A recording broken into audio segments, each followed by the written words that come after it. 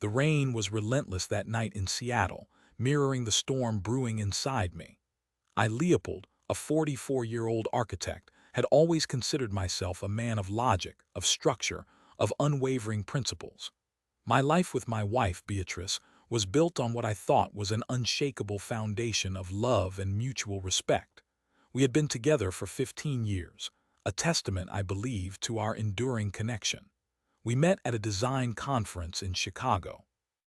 I was immediately drawn to her vibrant energy, her sharp wit, and her undeniable beauty. She was a landscape designer, a perfect complement to my architectural sensibilities. We built a life together, a beautiful home overlooking Puget Sound, a comfortable routine, and a shared dream of one day starting a family. But somewhere along the way, the dream faded, replaced by a quiet discontent I failed to notice. Beatrice started working longer hours at her firm. Business trips became more frequent. Our conversations dwindled to mundane exchanges about the weather and grocery lists. I attributed it to the pressures of her career, the demanding nature of her profession. I was wrong, so terribly wrong. The first crack in our foundation appeared subtly, innocently enough. Beatrice started receiving text messages at odd hours, messages she would quickly dismiss with a nervous laugh. "Just work stuff," she'd say, turning away to hide her phone. I wanted to trust her. I needed to trust her, but a nagging feeling of unease began to gnaw at me. Then came the late nights, the excuses about after-work drinks with colleagues, the faint scent of a cologne that wasn't mine clinging to her clothes. I tried to rationalize it, to convince myself that I was being paranoid, insecure. But the evidence kept mounting, each piece of the puzzle fitting together to form a picture I desperately didn't want to see. The final piece of the puzzle arrived on a Tuesday morning.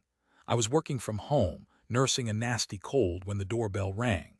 I wasn't expecting anyone, but I dragged myself to the door anyway. Standing on my porch was a delivery man holding a bouquet of roses, a dozen crimson blooms, addressed to Beatrice. Roses weren't unusual. I often sent them to her for anniversaries or special occasions. But there was no card attached. A wave of nausea washed over me as I took the flowers. I knew with a certainty that chilled me to the bone that they weren't from me. I waited for Beatrice to come home that evening, the roses sitting in a vase on the kitchen counter, a silent accusation. She arrived late as usual, her face flushed, her eyes avoiding mine. "Who are the roses from?" I asked, my voice betraying none of the turmoil raging inside. She hesitated, her eyes darting around the room, searching for an escape. "Oh, those," she said finally, forcing a smile. "They're from a client, a thank you for a job well done." The lie hung in the air between us, thick and suffocating. I knew she was lying, and she knew that I knew. I decided to call her bluff. "That's funny," I said, my voice deceptively calm. "Because I spoke to your assistant earlier and she said you haven't been working with any clients lately." Her face paled. The forced smile vanished, replaced by a look of panic. I can explain," she stammered, but the words sounded hollow, unconvincing. I didn't want to hear her explanation. I didn't want to hear any more lies. I turned and walked away, heading straight for the spare bedroom. I needed space, time to process the devastation that was crashing down around me. That night I couldn't sleep. The rain continued to batter the windows, the wind howling like a banshee.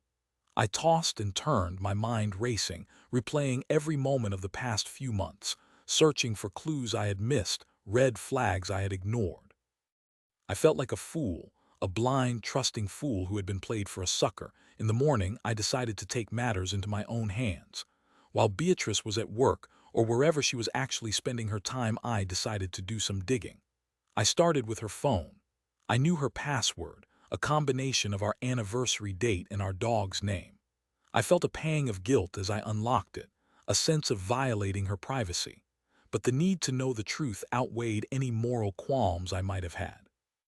I went straight to her text messages.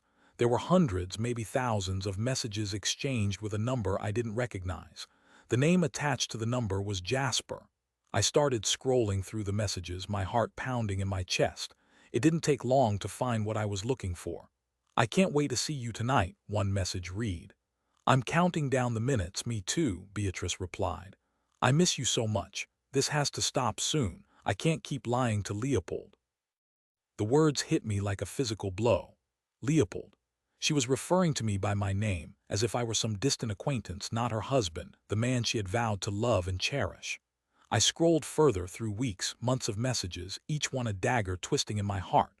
They were planning rendezvous, exchanging intimate details, confessing their undying love for each other. Jasper, it turned out, was a colleague of Beatrice's, a younger, more charismatic landscape architect who had recently joined her firm. I had met him briefly at a company party, a charming, affable man who had seemed genuinely interested in my work. Now I realized his interest had been anything but genuine. I felt a surge of anger, a white-hot rage that threatened to consume me. I wanted to confront Beatrice, to scream at her, to demand an explanation. But I knew that wouldn't accomplish anything. I needed to stay calm, to think clearly, to plan my next move. I continued to dig through Beatrice's phone, searching for more evidence, more clues. I found emails, photos, even hotel reservations for romantic getaways. The depth of her betrayal was staggering, a carefully constructed web of lies and deceit that had been spun right under my nose. As I delved deeper, I discovered something even more disturbing. Beatrice and Jasper weren't just having an affair. They were planning a future together. They were talking about leaving their respective partners, selling their homes, and moving to California to start a new life. They had even discussed having children, something Beatrice had always claimed she wasn't ready for with me. The realization that I was being replaced, not just as a lover but as a life partner, was devastating. I felt like my entire world was crumbling around me, the foundation of my existence shattered beyond repair. I spent the next few days in a daze, going through the motions of my life, pretending that everything was normal. I went to work, I ate meals with Beatrice, I even made small talk about the weather. But inside I was seething, plotting, planning my revenge. I knew I couldn't let Beatrice get away with this. I couldn't let her destroy my life and walk away unscathed. I needed to make her pay, to make her feel the same pain and humiliation she had inflicted on me. My first step was to gather as much evidence as possible. I copied all of Beatrice's text messages, emails, and photos onto a secure hard drive. I even hired a private investigator to track her movements and document her rendezvous with Jasper. Once I had enough evidence, I decided to confront Beatrice. I waited for her to come home from work one evening, the hard drive containing her secrets sitting on the coffee table.